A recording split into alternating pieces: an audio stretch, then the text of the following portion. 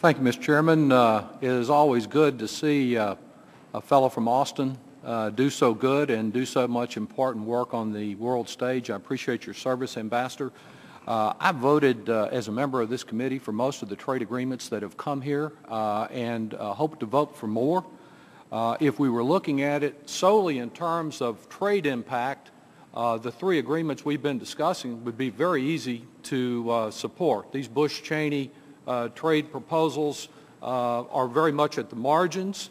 Even the Korea agreement, much larger than the other two, was described by the International Trade Commission as having a probable negligible impact on output and employment in the United States, as you know, in its study. But there is much more at stake, and particularly in Panama, than just trade.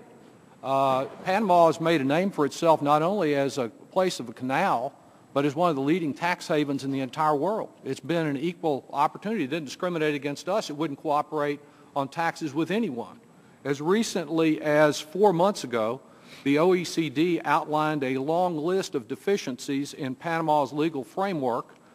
They have refused about as much as any country in the world to cooperate anywhere on taxes. You've indicated you're getting close to being ready to submit this agreement.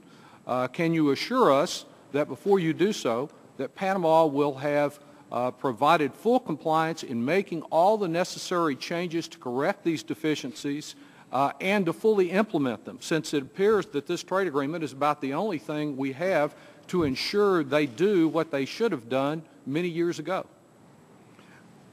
Congressman, I can tell you that we have worked with the Panamanians. We made it very clear last year that it was frankly their call to make, that if they did not choose to engage us on the issue of addressing the tax questions, then we would accept that. I would say that we have engaged them.